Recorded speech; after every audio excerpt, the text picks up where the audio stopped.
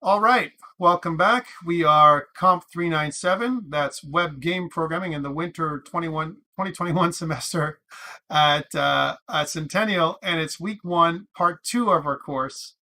In the last part, what we did, we really talked about the course outline in detail, the evaluation. I also went over the project overview and the requirements of making groups. Please make your groups if you haven't had a chance to already. I also got you guys to download Unity 3D and Blender and Git for Windows and a tool if you wanted to. And now in this part, what we're going to do is we're going to do a bit of a Unity tour and change some layout properties. We have about an hour and a bit to get this done. So this is a little bit more time than I've had in the previous sessions.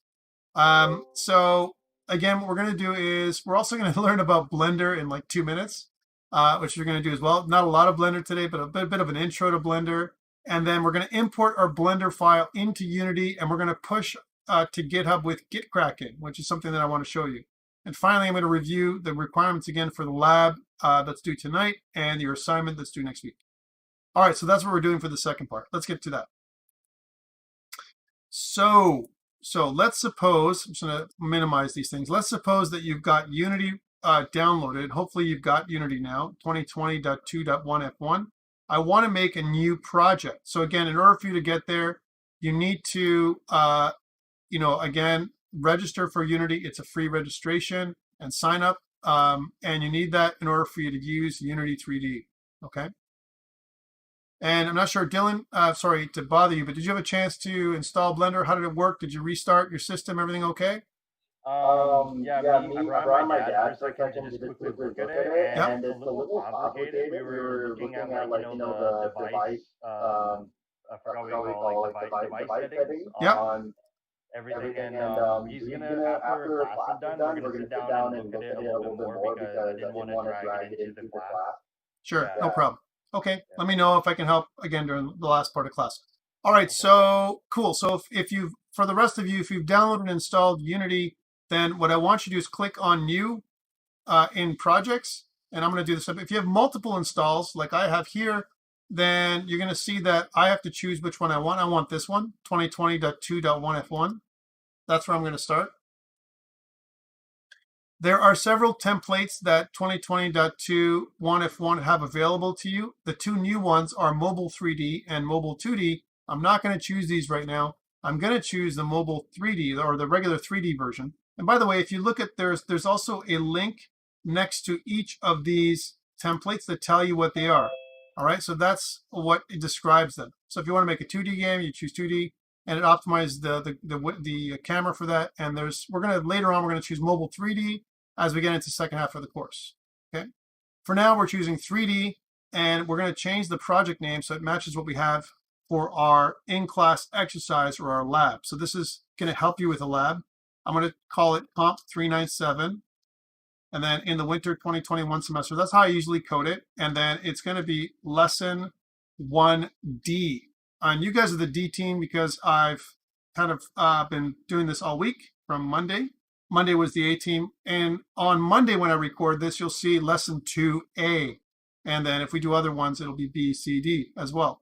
But that's where it's going to go. I'm also going to put it somewhere on my desktop. So if you notice right now where I have it is on desktop, Centennial, COMP397, and I'm going to make it in here. And this is important because this is how I'm going to find it with Git Kraken. Okay, once I have the name of the project, and again, you can name it what you like. And for your in-class exercise or lab, I'm okay with anything that's appropriate. So as long as you use appropriate naming conventions, I'm good. And then click Create. It's going to launch Unity. So there's Unity for me. And it takes a few minutes or a minute or so for you to kind of download and install information from the template that this comes from, the 3D template. And the 3D template sits on your computer somewhere, and it's just importing stuff into your project. So it's kind of creating the project for you, a template for your project. And what you're not going to see this view. You're going to see by default this view. All right. Notice that my Unity is using a dark theme, which is what I decided to use. One question I'm getting from Juno is, hey, can we work with other people from different sections for assignment number 1? And the answer is absolutely. This course is kind of a combined course with all the sections. So there's 4 sections in this course, and you can work with whoever you like. I'm going to go off the video here. I'm on the video on Zoom. I'm going to go off the video on Zoom and go back on the video for YouTube. Okay. All right. So again, for people on YouTube, how you doing? I just came back on the video. So I just wanted to talk about this. So this is your default view on Unity. So Unity has, a bunch of different tabs here. So you see there's a tab here, there's a tab here, a tab here, and a tab here. These are all tabs that you can move around. So for example, if I move this hierarchy tab somewhere in the middle, it can be a floating tab if I want to move it around and so on. Obviously, that doesn't make any sense, but sometimes you need to do that to do some temporary adjustments. Again, if you go back to the default layout, it looks like this. And there's reasons why I don't like this layout, and I'll talk about it. One reason I don't like it is because I have a very small area in the editor. This is the editor where it's a scene. This is where you and I will be doing our development in here, right? And this is our development view in here, okay? On the left where it says hierarchy, this is where we're going to have our our scene and our game objects. Okay. Before we continue, and again, I know I've got a lot of you here who are not game students. Let's talk about game objects for a second before we move on. So I'm going to pull up my little drawing tool. We'll think about this as a whiteboard, and I want to talk about that. There's 3 types of game objects. Okay, and this is like not just for Unity, but in general. If I make a game, there's really 3 types of game objects. And I may ask you about this on Monday and see if you remember, right? If you're watching this this video later. So the first type of game object is an object that is renderable, but not updatable. And think about the kind of game object that is. Something that I can draw, but I can't update. It doesn't move. It's static, if you will. And that could be something like a background, the ground, a platform that doesn't move, static platform. Those kind of things are static game objects. It draws, I can see it, but it doesn't update. Okay, so that's the first type of game object. So that is one type of game object, renderable but not updatable. Okay, I have another type of game object which is the opposite. I have updatable but not renderable. So that would be something like a checkpoint, an invisible trigger, the camera. You might have other things like maybe some lights in the scene that aren't renderable, colliders, other things that are in the scene that are there for us to use, but they help us as developers, but the users can't see them. We can update the position. A spawner, enemy spawners, which are invisible. Those things are examples of objects that are, again, updatable, but not renderable. Okay, so second type of game object. Okay, and the next one is one that does both. So renderable and updatable. All right, and that would be your common, player character, your NPCs, your non-player characters, your enemies, bullets, particle systems, and so on, etc. Everything else, basically. Okay. So those are the 3 types of game objects that you can possibly have, and Unity can represent each one of these types. All right. In Unity, when you have a game object, I want you to think about it as a container. So the container that's a game object kind of looks like this. And every game object has a required component. And the required component in Unity is called the transform. Okay, again, for people who are interactive gaming students, I know you know this, right? And don't worry about it if you're watching this thing. It's review for you, right? The transform is a pluggable component, but it's required for every game object in Unity. Every one of them has it, all right? And we'll talk about some that don't, but we'll explain that later. And the transform has three properties: a position property, a rotation property, and a scale property. Those three properties. And these properties are all vector properties. Okay, that's what they are. And we're going to be using some vector or linear algebra, vector math, that we're going to be using in this semester. So they're all vectors, and they're all vector threes, which means they have X, Y, and Z components. Okay, that's each of these objects, vector threes. So that's what a typical game object will look like. And then you can add other components in here that are not the transform. For example, the camera will have a camera component. The light will have a light component. And you can make your own custom components with scripts, which is what we're going to be doing this semester. Okay. So if I go back to Unity now, and again, my hope is that you've downloaded and installed Unity and it's working for you right now. If I look at the main camera, I get a context-sensitive view inside of the inspector that shows the transform component. It shows the camera's position in the game world, 0, 1, and -10 in the z-axis, right? And as well as the rotation and the scale. As well as there is another component in here, two more components. One, an audio listener, which is down here, as well as a camera component, which describes things like the type of projection, perspective projection, and other properties of the camera, which we're going to go into later on in this semester. All right, so that's what a component might look like. That's not the transform. In that, if I click on an item that's inside the scene, think about the scene as a container that contains game objects. So again, going back to our drawing board then, if I had a scene, and again, think about this as the whiteboard, if you will. Here's my scene, and I might have several game objects that are in the scene. Let's suppose this is the player, and I have a platform for the player. They're on the platform. You might have some enemies that fly, let's say, that have some kind of wings or whatever. And again, I'm just using blocks for those things. Or you might have other platforms that are in the scene. You might have a user interface item that's up here on the right-hand side, or maybe another one that's on the bottom left.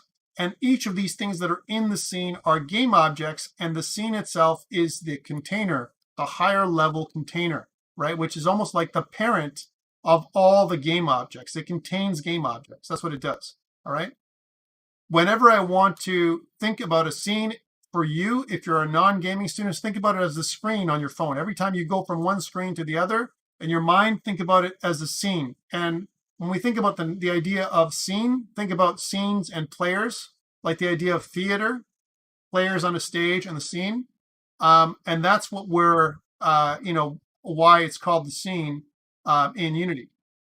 So this is the scene. It's called sample scene, and it contains the main camera and a directional light. We'll talk about lighting later on. So when I'm looking here in the editor, again, I can do a few things. I talked about having a 3-button mouse and how it's really, really important. And I think you really can't do without it here, not just for Blender, but for Unity too. Notice that there are these arrows here. I've got a green arrow, I've got the red arrow, and the blue arrow.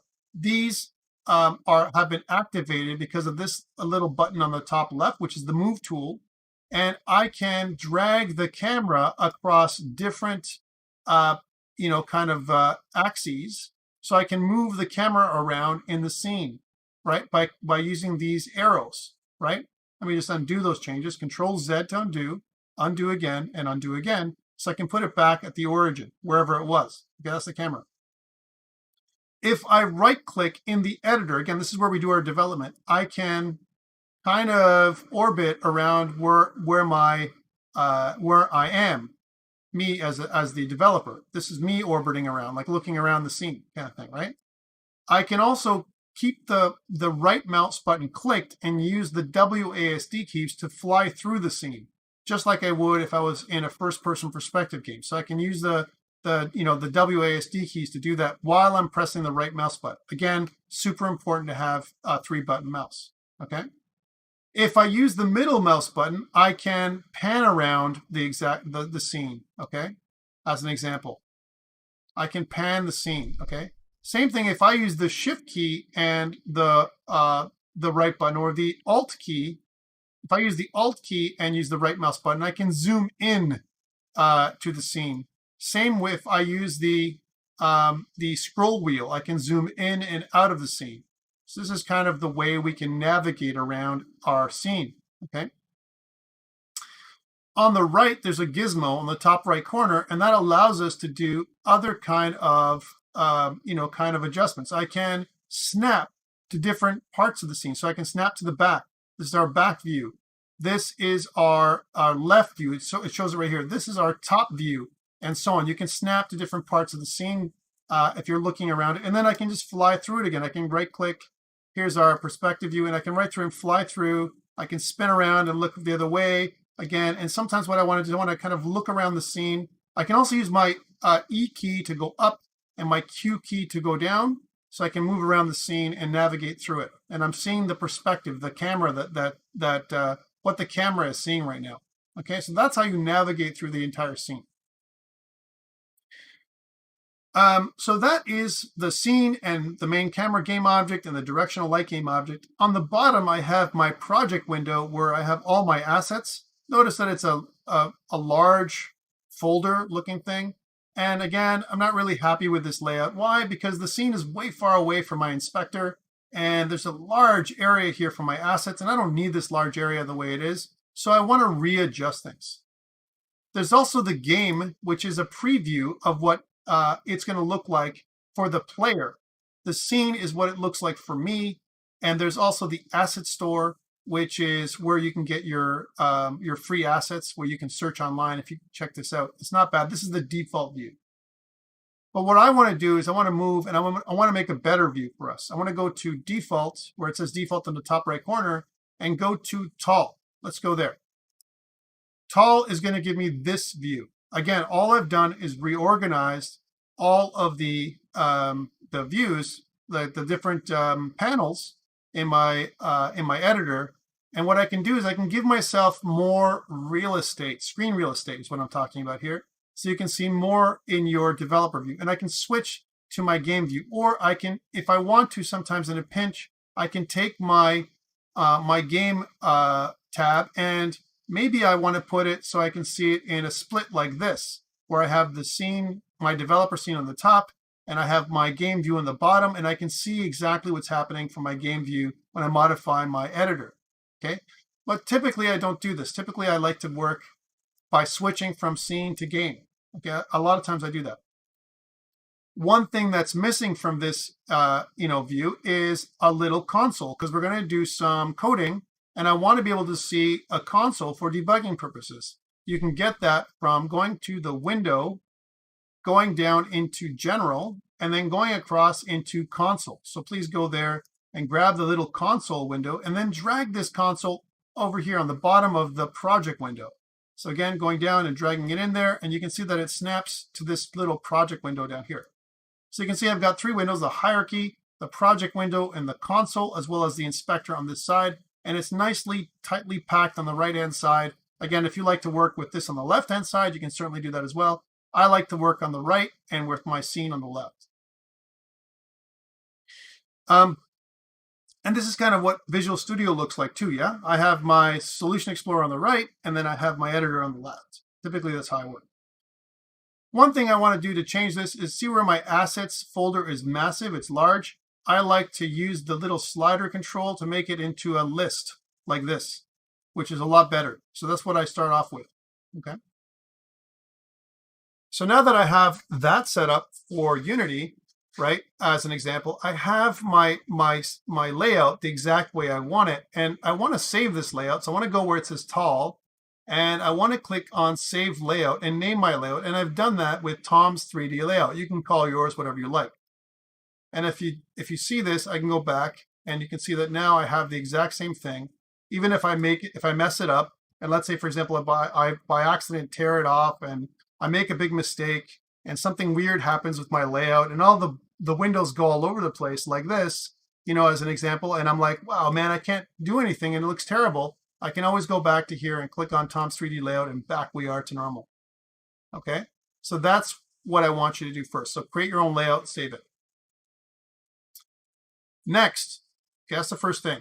Next, I want you to notice that the scene is called sample scene, and it's inside of the scenes folder inside of assets. So assets is your outside folder. Scenes is the first folder that's inside of your assets, and your scene is by default called sample scene. Let's change that. So left click onto it, right click onto it, and then rename it to main.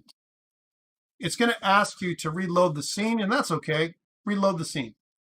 And so now your scene is called main. So I right clicked on this and I renamed it to whatever I want. All right, this is good. Let's save the scene. So file, save scene, file, save project. So this is the first time we're doing this together, and it's pretty straightforward. Next, what I want to do is I want to make my my structure for my folders from now and for the rest of the semester. And what I typically do is I create my structure and I try and stay within that structure from now on. So scenes is okay, but I want to rename this scenes folder to something else. So right click on scenes and go rename, and then just add an underscore in front. And you're going to say, some people ask, like, why would you add an underscore? Well, what this does is alphabetically, it makes scenes pop up on the top of my list, which is what I want. So I'm always working with scenes, and I don't want to hunt for it down here somewhere in the S, A, B, C, D, F, G, all the way to S. I want to have it at the top, so I put an underscore in front. The next thing is I want to add some other scenes. Notice what I'm doing. I'm right-clicking down here to create a new folder. You can also go here on the top left, on the left of the project menu where it says the plus, and I can add a new folder this way. All right, it's up to you what you want to do. I'm going to right-click. You're going to see me right-clicking here, and then I'm going to create a new folder. Okay, the new folder, I'm going to call this underscore scripts. And notice that the folder, if I make it bigger, is an outline. This outline, when you see it, means it's empty. Okay, so scripts, let's keep doing that. I'm going to make another one, another folder called models, where I'm going to put my Blender model today. I'm going to make another one called materials. I'm going to make another one called textures. Another one called audio, and another one that I'm going to name resources. Okay, so that's kind of my beginning structure. I'm going to also put a folder inside of resources, and I'm going to call that folder prefabs. So again, if you look on the left, this is your folder structure. So you have scenes, scripts with underscores, audio, materials, models, a resources folder with a prefabs folder inside of it, and a textures folder. For now, this is an okay start. The first thing we want to do is organize our assets and our project so that it is organized from the very beginning, because we're going to have a lot of assets that we're going to put in our project as we go through the entire semester. This is the first part we want to do. So organize ourselves like this. Again, you may look at other tutorials and they might organize the project differently. They may also use the default layout. I'm not a fan of that, so that's why I'm using this layout. Okay, next part. What I want to do is this structure will not hold if I put this up on GitHub. If for those people who know how GitHub works, if I try and push an empty folder to GitHub, it'll actually ignore the folder, and I'll lose my structure the next time I try and download from GitHub. So what I want to do to maintain my structure is I want to put an empty file in here. And typically what we want to do is we want to use something called a Git Keep file, Git Keep. So what I want to do is I want to go to my desktop, okay, where I have my my folders, all right? And again, if I right-click here, notice if I right-click any folder, I have an option to go Show in Explorer. This is your file system, okay? If you're using a Mac, right, it would be a different message, okay? Finder, we Show in Finder. When I bring it up, you're going to see that it looks like this, right? So here's my assets in my folder, right? What I want to do is when I have this open in my file system, there's two things. The first thing I want to do is leave this like this, go to the top of your file system and find the View tab and make sure that the file name extensions is checked, as well as hidden items. Make sure that those two are checked. What this will do for us is allow us to modify the file name extension and also view hidden items in our folders. We want to be able to do that on the operating system. Okay, now that you have those checked, I want to go into our scripts folder by double-clicking and right-click and then add a new text document. Notice the text document has the first part of the name highlighted. I want to highlight the whole thing, including the .text extension, and then replace it with a .git keep. It's going to ask you if you want to change the file name extension. Of course I do, so I'm going to press yes. So now I have a .git keep file. This is 0 bytes, FUC, because there's nothing inside of it. All it has is the name .git keep. And what I want to do is I want to click onto it. I can right-click and copy it, or Control-C. If you're on a Mac, it'd be Command-C, same thing.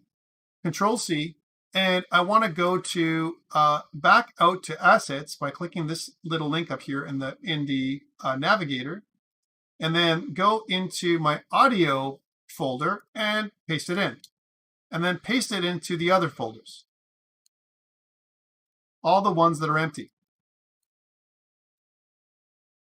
even in resources and in prefabs and in textures. So now I have my .git keep everywhere except for my assets folder itself, because my assets folder has stuff, I'm not worried about it. But now every other folder has the .git keep file in it. If I go back to Unity now, you can see that there's nothing still inside of it. It doesn't register because it's kind of a hidden file that I'm using as a tactic so that I can put it up on GitHub. If I was to put a text document in here, it would appear, and I don't want that to happen. I don't want to clutter my assets in Unity with an extra file that means nothing. But on the file system, it's a hidden file and it's okay. Awesome. So now that I have this, I'm ready to put my first version of my code up on GitHub, right? So I'm going to click File, Save Project, right? And once I've done this, I want to close Unity down. So whenever you're putting Unity or a project up on GitHub, I highly recommend you close it down before you use a tool like Gitkraken, okay? Or even let your command prompt. Why?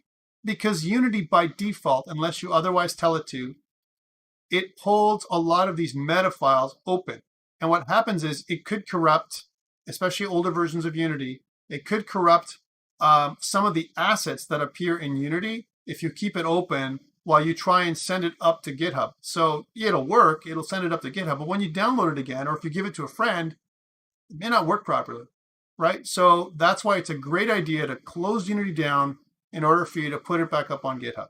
Now you might think this is a little backwards, and you might also say, hey, isn't there a tool that can plug into Unity so we can kind of connect to GitHub directly? There are such tools, but they're not really mature enough, and I'm not really happy enough to give them to you or to recommend them because they're kind of spotty in terms of their performance. So I highly recommend, let's not even do that. Let's just close Unity down for this semester, for now, and then we'll create a local repo here with Gitkraken or command prompts, and then we can continue from here. So I'm here in Gitkraken. That's what I've pulled up. Now you can also do command prompt if you know how to do that. I do, but I'm not going to do it this semester. And I want to open start a local repo. So I'm in Gitkraken, I'm starting a local repo. When I do, it's going to pull up this dialog box. And I want to point where it says initialize in, I want to point to not my Unity project, but one step above my Unity project. So I'm going to go to Browse, and notice that I'm looking at the COMP397 folder, not the Unity project itself. Okay, I'm not looking at this project. I'm not in here. I'm out here, one step above, right? One level above, if you will. But one thing that can really help is if I right-click here and I copy. If I copy the name of my project, it'll save me typing it or making a mistake. I can cancel here, right? And then if I go to the name, I can paste. And if I'm lucky, it'll actually take my folder name. If not, I can just type it in. So COMP397 W2021, and then it's lesson, right? 1D is what I called it. That is the exact same name that appears here. I don't want to do it initialize in. I want to do it by putting the name of the path here and putting the full path in here. If you don't do this, you won't be able to get this button working that says create repository. Unfortunately, that's the only thing I don't like about Gitkraken. It has these two lines here, and it should really be one. Now, the next part where it says Git Ignore Template. This is great. I want to click this and then type in Unity. And what I do, I can select it. And what this does is it creates a Git Ignore file, which works with GitHub, and it ignores the library folder. Okay, what does that mean? So if I look at my project, so here's my project again, out in the operating system. If I look at lesson 1D, I have a library folder. The library folder is 49 megabytes and has a lot of little files that I don't need. In fact, the library folder gets regenerated every time Unity launches. So I really don't need this at all. In fact, what I want to do is ignore it while I push it up to GitHub, because it can be really massive and it can include files that are going to trigger the large file system support for GitHub. Please do not include the library. And the way to do that is to safely have something called a Git Ignore file that you can basically specify which files you don't want to include. The Git Ignore file doesn't just do that. It also ignores garbage files that are generated by Unity that are pretty big. All right, so please do this. And then that's a great place to click Create Repository. We don't need a license and we don't need a README file. Just click Create Repository. When you do, Gitkraken is going to make a repository, and by default, you're going to see this view where you see the main branch, a little computer where it says local. If you hover over, your image should appear here and your name if you've allowed that to happen.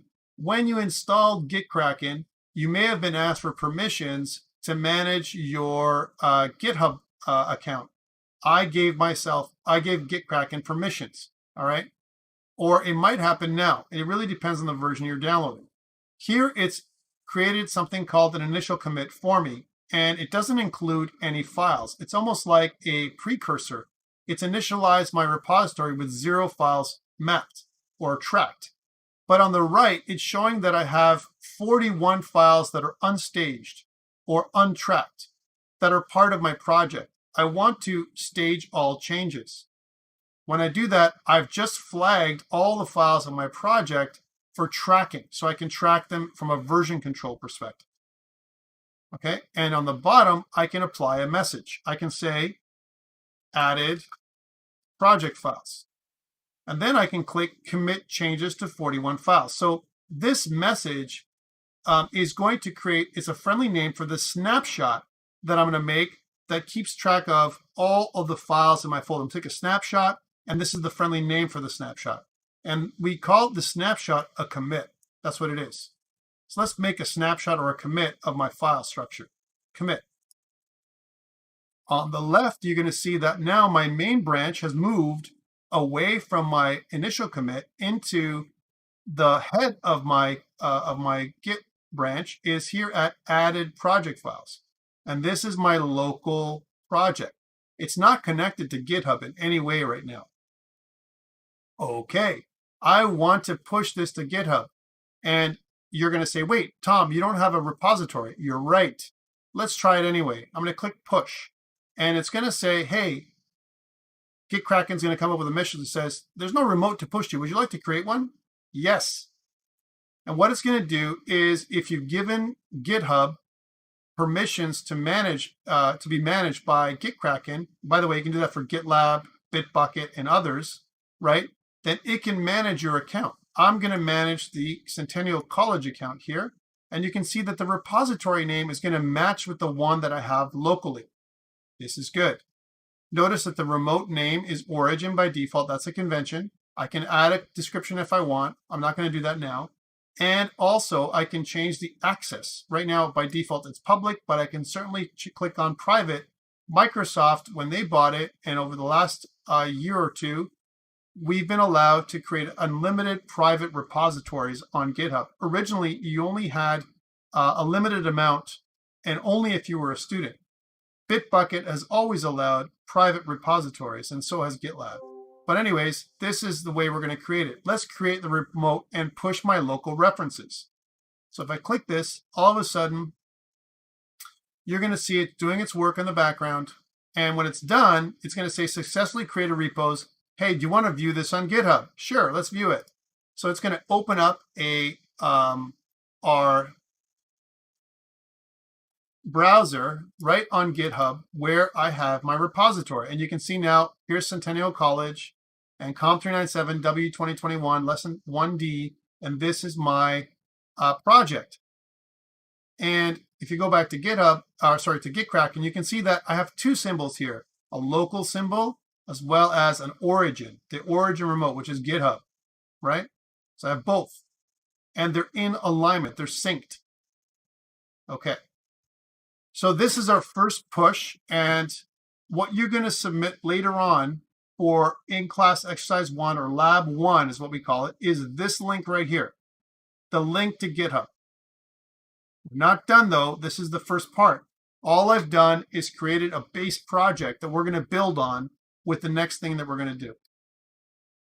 Okay, now the question comes, are you with me? If you're with me and you've done what I've asked you to do in your local, then you're going to check this little yes. Please put a yes in the participants panel. Please don't try and add it to the chat if you can. A yes in the participants panel is what I'm looking for, if you're with me. If you're watching on YouTube, you can put it in the chat if you want. All right, but I'd like you to let me know how many of you are following along. All right, so one person put in go slower. I'm trying to go as slow as possible, believe it or not. I know it's hard, and I know there's a lot of stuff that I'm doing all at once. Remember that this is being recorded, and you can watch it later, but we'd like to try and get you guys to do it all in one. So I get only 4 people, looks like, that are saying that they're with me. Is it because the rest of you are only watching and you're going to do it later?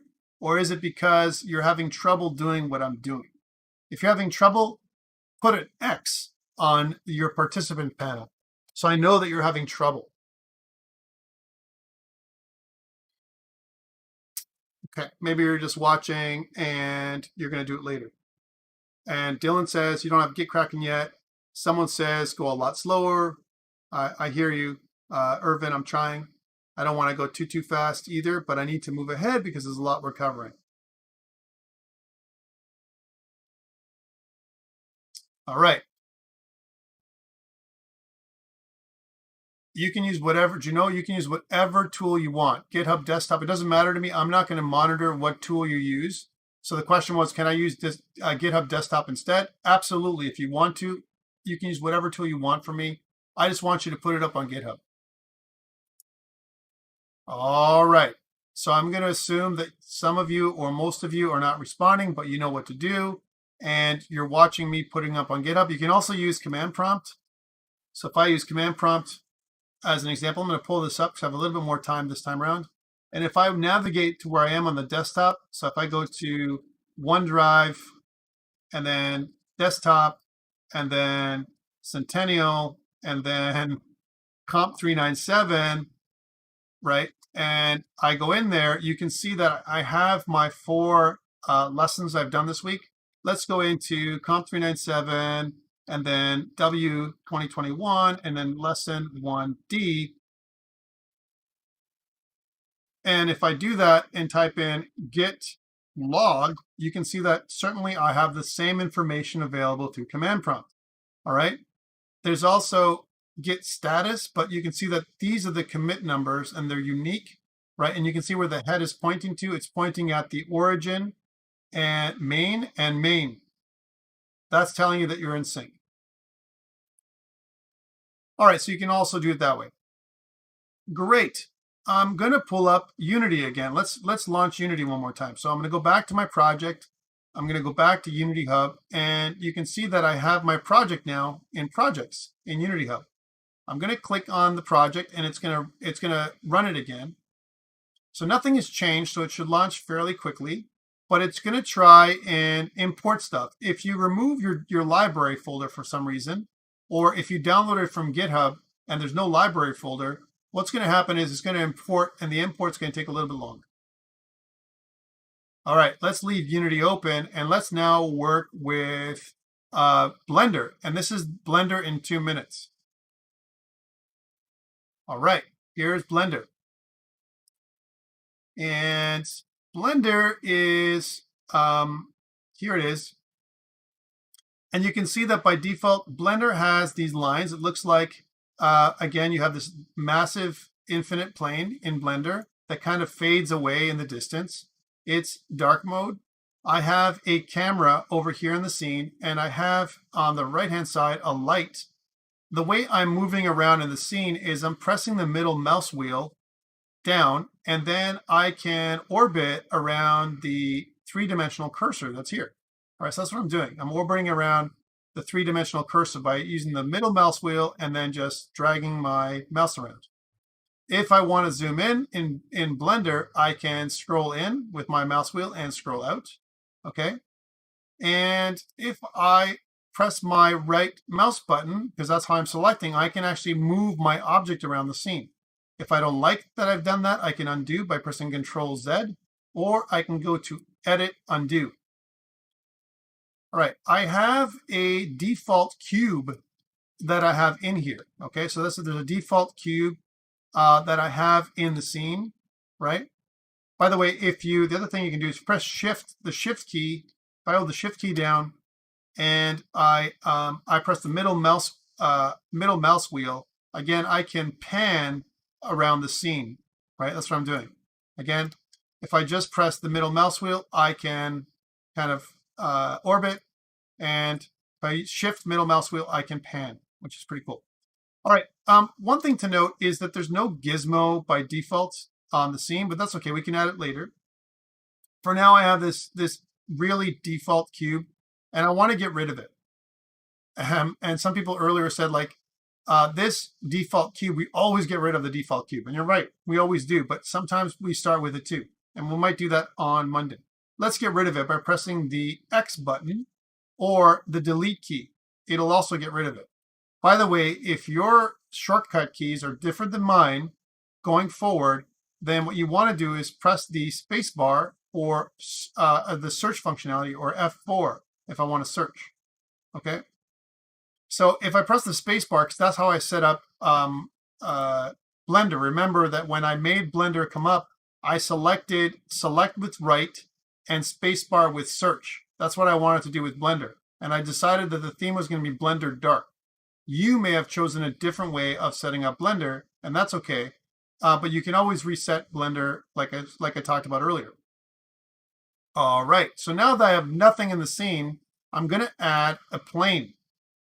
And there's a couple of ways to do that. One way is if you go back up to the top, on the left, you can say Add, and where it says Mesh, you can say Plane. So you can do it through the menus.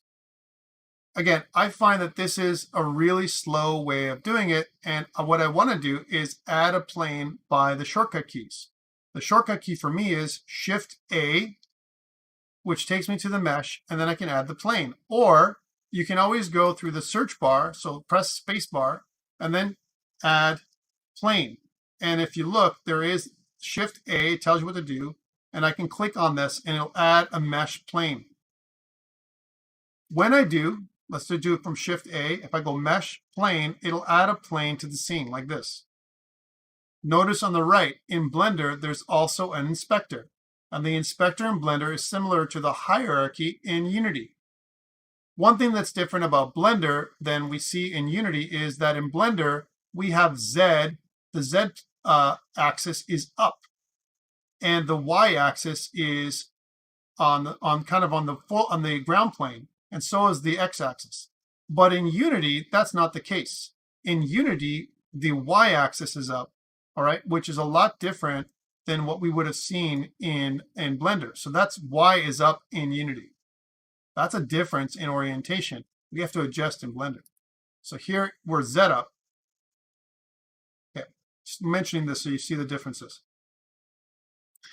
So now that we have our plane and it's just sitting here like this, I want to adjust my plane. So what I want to do is I want to press, I'm here in object mode on the left-hand side. There's different modes in Unity and in Blender where I can change how I edit my object. Here, Blender, remember, is an asset creation and modification tool. And we're going to be using this to some degree this semester, right? So what I want to do with this before we continue is on the right, there is a bunch of tabs in Blender. And I'm going to go to the second last one on the right, which is a little circle. I want to click on it there, left click. And notice it says material properties. That's what it is. I don't want to add a new material. Rather, I want to use one that already exists. So I want to go where it's this little circle here. I want to click the down arrow and select material. And what this is going to do is associate default material, which is also includes some simple shaders on top of my plane. It's going to associate the material with my plane mesh. For now, if you don't know what that means, don't worry about it. Just make sure that you've gone to the materials and you've selected the material, the default material that appears right here. Great. Now what I want to do is I want to scale this object. Okay, I want to scale this object 8 times.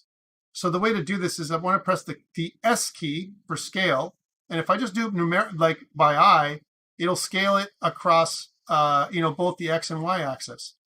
By the way, if you decide this is not what you want, you can always press escape to stop the operation. In order for you to accept an operation in Blender, you need to press the Enter key. That accepts the operation. If I don't press the Enter key, I'm still in the middle of my operation, whatever the operation is in Blender. Okay? And the next part is I want to scale this. I want to press S for scale, right?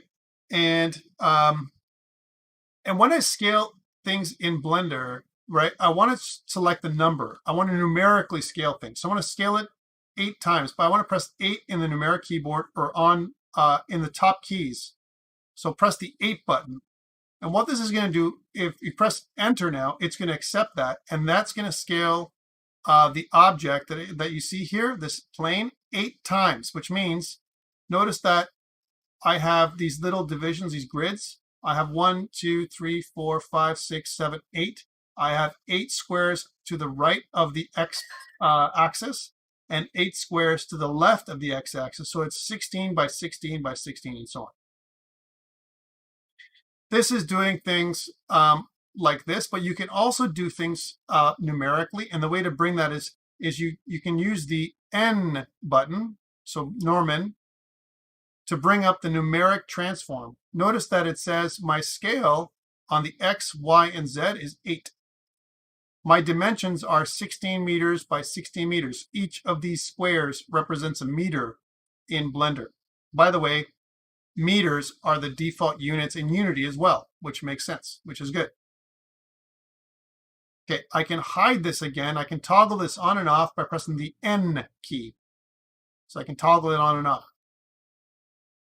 Cool. All right, that's great.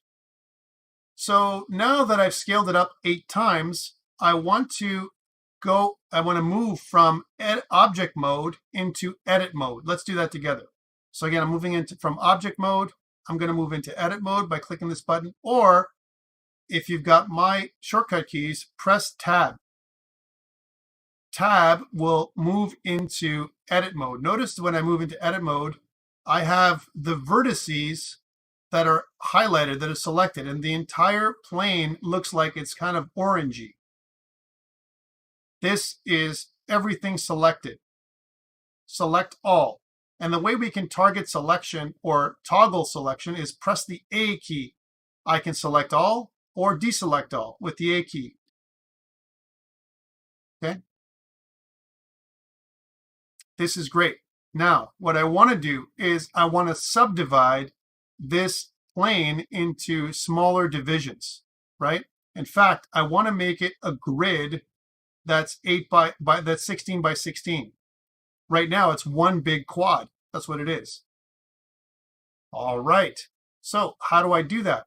Well, there's a couple of options. One is I can use the spacebar and say subdivide. And you can see that if I want to subdivide edges, I can press Control E. That is the shortcut key. Or I can click on this button, by the way. Or I can press the W button and I can go subdivide, right? When I click subdivide, I have this plane that's been divided now into 4 quads. There's a quad here, a quad here, a quad here, and a quad here.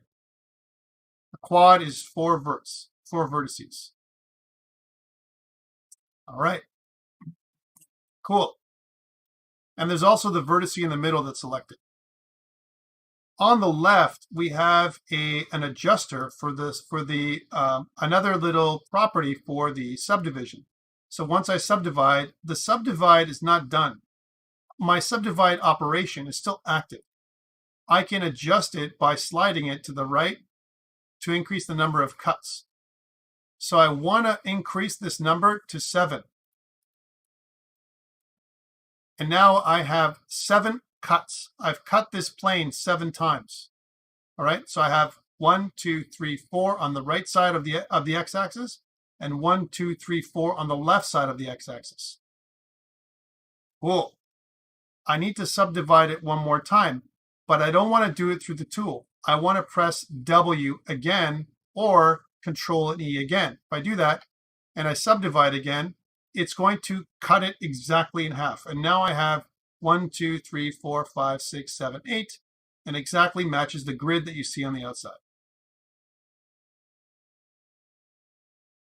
This is awesome. Now that I have my grid and I've done it this way, and by the way, you can experiment with how you want to subdivide this. You don't have to do it exactly perfectly like me.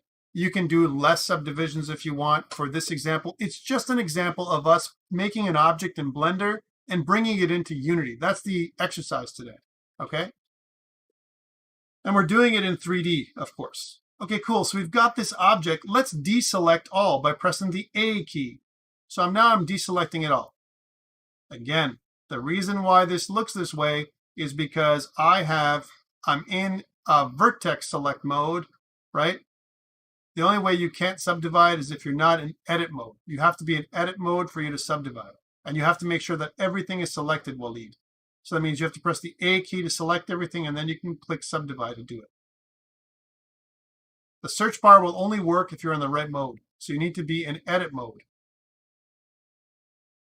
All right, so cool. Now that I have, now that I've got this, here's something. How do I center the plane and camera to 0, 0, 0? Oh, that's interesting. So if your plane is offset somehow, again, remember that on the right, I can select any object that I want, right, that's in the scene, right? So here I've selected the plane.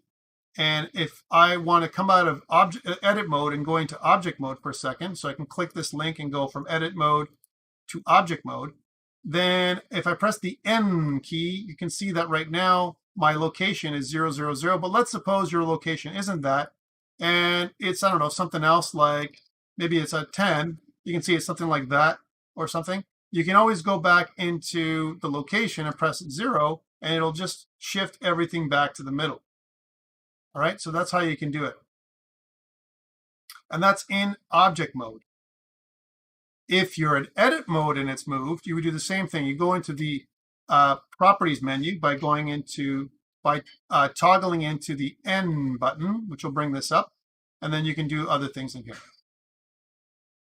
N is kind of like a numeric transform. All right, let's go back into edit mode then and continue. So I've got this in edit mode, and now I want to shift from vertex select mode. Remember that every polygon that you're ever going to work with in Blender has 3 properties, if you will, right? At minimum, it has vertices, it has edges, and it has faces. All these polygons have vertices, edges, and faces, every single one, right? So right now I'm in vertex select mode, so I can select individual vertices. by right-clicking in my case. You might be doing it by left-clicking if that's the selection method you've made, right? Let's deselect all or select all. It's up to you. Now that I've deselected everything, I want to move on the left-hand side here. I have vertex select mode. I have edge select mode, or I have on the top left here again, I have face select mode. I want to do face select mode. And the way to get in there is actually click it. You can click it, or you can press Control Tab, that's my shortcut key, and click face select mode. All right, what I want to do now is I want you to relax. How about this? And do some artwork. Okay, this is very simple. I want you to select a face and keep selecting. You can use Shift, you can hold the Shift button down and Shift select, whatever your select button is, a bunch of the faces on your plane, okay? What I'm doing here is I'm planning out a tile that I'm going to bring into Unity, and this tile is going to use a corridor that's 2 meters wide. You can't see it yet. And each of the objects in the tile, think about these as the walls of the tile. So let's suppose I want this in here to be the opening. I can highlight the areas where my walls will appear. These are my walls. Okay, let's suppose I have a wall that kind of goes like this, right? And maybe I have another wall that kind of goes like this. Just be artistic and select by Shift select and keep your Shift key down and select an area where your walls will appear, okay? Think about this as a maze tile, if you will, all right? So I want to add some additional tiles, right? And let's add some tiles like this. So I'm defining what my little tile is going to look like, right? And again, I want to do a minimum of 2 spaces for walking. If I have a 3-dimensional character, I want to be able to walk around here. Notice that there's going to be an opening maybe to another tile over here. And imagine, if you can imagine, the path that I'm making here with my tiles. Follow me here and try and relax. Again, it's just, and if you have a tile that you click by accident, you can always Shift click it. You can always Control Z to undo as well, and it'll undo the last selection you made, which is pretty cool. Even if with the selection you did, it'll undo in Blender. All right, so let's add some more. And let's add some more. And if you want to do this faster, you can do it by clicking the C key or circle select. Circle select will actually allow you to add a swath of tiles, or select a swath of tiles all at once, right? So let's say I've got a bigger building there, and there's a bit of a block there, and there's a little area there that's bigger than the rest, and there's maybe the corridor. I want to add a corridor there. Oops, I made a mistake. I can press Escape to stop circle select mode, and I can uncheck these tiles, right? So I have my map, let's say. You can make yours different than mine. It doesn't have to look exactly like how I'm doing it. Don't worry about it. But what I've done here is I've created a little area where it's going to be walkable in Unity. Okay. The next step, after you have this, right, and you can select whatever you want here. I've done face selection in order for me to get here, is I'm going to extrude the faces. Extrude, what it's going to do is it's going to duplicate the geometry. So all of the faces, I'm going to make extra faces that are going to lie on top of each other, right? And they're going to lie in the same plane. They're going to be sandwiched together, all right? And then what I'm going to do is I'm going to pull them apart. That's what I'm going to do. So the way to extrude is, again, you can search and you can say extrude, and you want to extrude faces. That's Control F to extrude faces. Or you can press the E key. And then I want you to press immediately the Z key. So the Z key, if you do properly, you notice that on the Z key, I have everything locked. If it's not locked, and if I press the Z key again, you can see that they're going to go wherever they feel like, right? They're going to extrude in different directions, right? Let's try that again. So again, what I'm going to do is I'm going to press the E key and then press Enter. That's going to duplicate my geometry. That's the first thing that I want, okay? I'm going to duplicate my geometry. And then I'm going to press the G key And notice I can go anywhere I want. The G key now, G for go. All right. And I want to constrain it with the Z key. Look at that. So let me go back and undo that. So I undo. There's nothing extruded here. So I'm back to this part where I've just highlighted. By the way, if I undo again, you can see that what I'm doing is I'm going to even undo my selection. I can go back this far. I'm not afraid to do this. Don't be afraid, guys. Even if yours looks different than mine, who cares? This is just an exercise. Let's uncheck these two things like I did before. And again, I'm going to press E for extrude and enter, which is going to duplicate my geometry. Okay, now I want to, once I've got my geometry duplicated, I want to press the G key, G for go. Okay. And I want to press the Z key right afterwards. And this is going to snap everything to the Z axis. Okay. Furthermore, I want to press the 2 key. 2 is going to say, I want to go across the Z axis 2 meters, and then press enter. Right? Let's undo those changes and do it again. So again, I don't have anything extruded. I've gone back to that point where I've just selected everything. I'm going to press E to extrude, enter. I'm going to press G, and then the Z key, and then the 2 key, and press enter. G, Z, 2, and then press enter. And it's going to produce something that looks like this. Okay. Are you with me? Check mark if you're with me. X if somehow you couldn't follow along. Right? I want this check mark here like this, right? In order for you guys to stay along with me.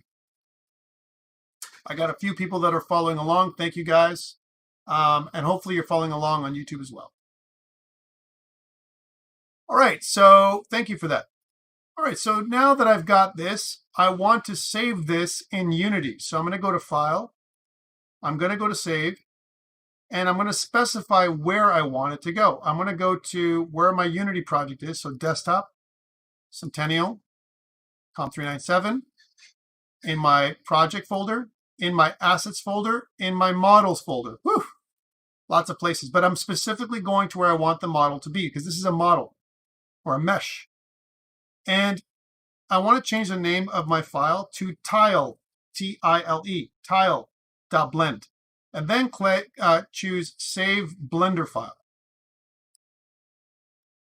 When I do that, if I go back to Unity now, and I open it up, you're going to see that it's importing the Blender file for me in blend format. Blender files, they import in blend.blend format. Okay? And if I look in my Models folder now, you'll see a tile asset. A tile asset. It looks like this when it's really large, but it also looks like this when it's small. Fantastic. If I click on it, left click in Unity, on the right in the inspector, it'll give you some properties. Again, this is an object that I've brought in from Blender, a tile.blend. You don't see the extension here, but actually it's a tile.blend file. You see it down here. Here's the extension. On the right, I want to click Generate Colliders. Click this button. Check this button on. And also Generate Light Map UVs. Please click this on. And then click Apply. What this is going to do is it's going to modify my import, the file that I've saved, the blend file, so that whenever I drag and drop an object of type tile into my scene, it's going to automatically have a set of colliders attached to it, as well as the right light maps, which is important.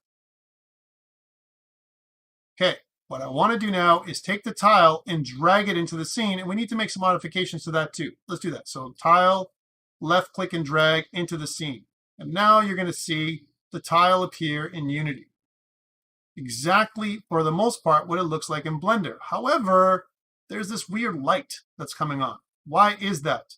Well, let's go back to Blender for a second. And if you look at Blender, you're going to see that there's a light, right? Oops. There's a light that appears right here. This is the light, look. And here's the camera. So I actually got not just the Blender model, but the light and the camera. I don't want those. So let's go back to Unity and get rid of them. How do I do that? Well, notice that the game object, there's an outer game object here, which has a transform like I spoke about earlier. Let's go in there and open it up. There's an inner game objects, a bunch of inner game objects, a camera, a light, and a plane. And you'd be forgiven to think that you can go here and just delete, but it's going to give you this message that says, hey, children of a prefab. What? What's a prefab? A prefab is a prefabricated object. And in Unity, it's like a blueprint or an instance of an object that's going to appear in the scene when we run the game for the first time. And because my tile is packed with my camera, my light, and my plane, the plane is what we created, I can't modify it the way it is right now. The way to modify it is to right-click on the parent object, the tile, right-click, and go down to where it says prefab, and then unpack completely. So again, I've right-clicked on the tile that I dragged into the hierarchy. I went to prefab and unpack completely. And when I left-click onto it, it allows me now, it's not anymore the prefab. It's not associated anymore with this thing. You'll see later on in this course, we'll talk about how prefabs are associated with the object that I drag in the hierarchy. Here, it's not associated anymore. It's unpacked. What I can do is I can take the plane object and I can drag it out into the hierarchy like this. And I can disassociate it from the tile parent game object, the camera object, or the light object, which I don't need any of these. So now if I click on the tile parent object that I brought into the scene and press delete, all I have left is the plane, which is what I wanted in the first place. And you can see now that if I kind of zoom around the scene, this is exactly what I've created in Blender. Let's rename this plane so that it is the tile. So I'm going to click onto it on the left click, and on the right in the inspector, we'll rename it this way. I can go on the inspector and change it to tile and press enter. And now it's renamed in the hierarchy. Notice what's happened here. I have a game object that's drawable and updatable. I have a transform, which tells me that the rotation for this object is -90, and I've got a scale that's 8 times bigger. Why is that? Because I modified the scale in object mode. Later on in this course, we're going to see how we can realign this so I don't get a scale happening from objects I bring in from Blender, right? Also notice that I have a mesh renderer. If I turn it off, you can see that all I have is wireframes. Okay, you can turn off game components by just clicking onto them like this. I also have something called a mesh collider, and that's what you saw kind of turn on, a mesh collider. And I need a mesh collider because it's going to wrap around all of the geometry on my tile. A collider is a physics object that allows other objects to collide with it and stop it from moving through it. We'll talk about a collider later. For now, we can accept the tile the way it is and press save. But if you look at the game window, you're going to see this. Why? Because the camera is actually literally sitting right next to it, like so. Look at it. Here's the camera. I'm just zooming around the scene. I'm using my right mouse button and I'm using my WASD keys to zoom around. And you can see that my camera is looking at this thing right here. This is a great time to pull the game into the lower section of my editor so I can look at both at the same time. So I'm going to take the game preview and pull it lower down here so I can see both at the same time. So up here, I can see what I'm going to see as a developer, right? It's a little bit skewed because of the way I'm looking at it. And on the bottom, I'm going to see what the player will see. What I want to do is I want to left click on the tile here in the hierarchy, and I want to adjust its location. So I can go to the little widget here, the little Gizmo is what it's called. Click on the green arrowhead and then push it down a little bit. And now you can see the top of the tile, right? And at the same time, I can readjust the camera's position if I want to. But this is pretty good. So I can actually see a little bit of the top part of the tile that I'm in. Okay, guys, this is a great screenshot. for your lab 1. Take a screenshot right here, all right? And this is the screenshot you need. So for lab 1, you need a GitHub link and a screenshot. And that's what I want you to submit for 2% of your final grade tonight. All right, so do that now. Take a screenshot of what you have here in Unity, right? Just like this, right? And now what I can do is, now that I've done this adjustment, and I've taken my screenshot, let's say, I can take my game and put it back up here. I can see what my scene is going to look like. This is me as a developer looking at my scene, right? And later on, I can adjust my camera so it doesn't look exactly flat onto the game as I did before. This is fantastic. I've done exactly what I wanted to do today, and I'm going to click File, Save, and File, Save Project. Okay, going back to you guys again. Are you with me? Check mark if you're with me, X if you totally missed it or you're just watching. Let's see how many people are alive out there. I got three people who are responding, and the rest are maybe just watching. 4. Cool. All right, this is it. 5. Woo, I got an extra one this time around. All right, let's stop this now. So I'm gonna save my scene and save everything like I did and close down Unity. And you know the next part, I'm gonna put this up on GitHub. So I'm gonna close down Unity. And once I've closed Unity, you know what? I might as well close Blender too. Let's close Blender down and don't save. And once I've closed Blender down and Unity down, let's open up Gitkraken again. Here's Gitkraken. And take a look what it says up here. It says 3 file changes in working directory. View changes. So it says, hey, I've got changes to my main scene in Unity. I've also got changes I added, that's the plus. I've got added the blend file, which is tile.blend, as well as tile.blend meta, which was generated by Unity. I want to stage all this stuff, so I'm going to go to Stage All Changes. And then I want to make a little description of what I did. Added Blender tile to Unity scene. And then I'm going to click Commit Changes to 3 files.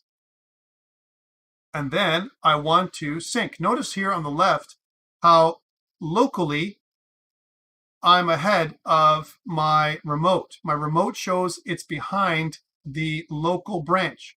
That's because I haven't pushed this to GitHub. Let's do that now. Let's push. And it says, do you want to push in the origin remote? Yes, and click Submit. And when I do, it takes a moment, and I pushed everything to GitHub. Hey guys, this is perfect. So when I go back to GitHub, you can see now, if I refresh, that I have 3 commits. The first commit that I just clicked on is initial commit, added project files, and 39 seconds ago, I added Blender tile to Unity scene. What I want you to do is, again, like I said, submit this link as part of your lab. So there's 2 parts of your lab submission: the GitHub link and your snapshot, your screenshot of what you did in Unity. And if you look at the eCentennial requirements, if I go to my assets, my assessments, assignment, and if I look inside of lab 1, you'll see that in lab 1 that there is, it's worth 2%. It's due, what it says, Saturday, 23rd, 2021 at midnight. So I made it due tomorrow. I know I said tonight, but you know, I made it due tomorrow at midnight to give you an extra day. And then it says, and add a GitHub link to your project files and a screenshot of your Unity editor screen. Now, for your GitHub link and your screenshot, you could embed these 2 things in a PDF document. So you can embed the screenshot in your PDF or a Word document, and then your GitHub link, and then you're good to go. You've got your 2% for today. That's all you need to do. If I see a screenshot and a link to your GitHub, you're golden, guys. That's all you need for today. All right, let's go back to our little PowerPoint. So we've done all this, right? We've done our Unity tour and layout and Blender in 2 minutes. We did really Blender in 2 minutes. It was really, really quick. We imported my Blender file into Unity, and we pushed to GitHub with Gitkraken. That took us about an hour of me moving really, really slowly. And if you thought that was fast, that's me moving really, really slowly, right? Truly slowly. Why? Because for you, you're getting used to the tools if you've never used them before. But if you're an interactive game student, then you know what? I probably moved too slow for you. Okay, because you're like, hey, he moved really slow there. Well, I had to do that because there's other students here that have never done Unity or Blender at all. All right, so again, I would like you to submit your project, your little lab one tonight at midnight, but it's really due tomorrow. Your assignment one is, again, just as a reminder, is due next week on Friday. And please see the video from upcoming Monday, where I'm going to detail some additional things that I can help you with for your assignment number one, part one. Otherwise, that's it for today. Any questions? Yeah, so I think you said you wanted to talk to me about, I think it was the... Let's hang tight. Dylan, let's hang tight. And what I'll do is as soon as everyone's gone and I'm not recording on YouTube, then certainly we'll do that. All right. Oh, okay. Anyone else have any questions related to what I talked about today, the course, Unity, Blender, anything? Any questions or something that I can help with? All right. I'm not seeing any questions. Guys, thank you so much. Again, people on YouTube, thank you so much. I'll see you all next week. I'm going to stop recording now on YouTube. And on locally on Zoom, again,